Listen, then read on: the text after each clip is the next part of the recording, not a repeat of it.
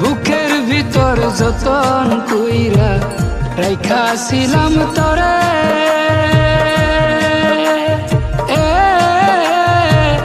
সেই বুক আমার ভাঙ্গা দিলি কার ছলনায় পরে রে। ভুলিতে পারি না বন্ধুরে, ও বন্ধু মনে পড়ে যায় তোমার পীড়িতের বন্ধু আমার কাদায় রে। ভুলিতে পারি না বন্ধুরে।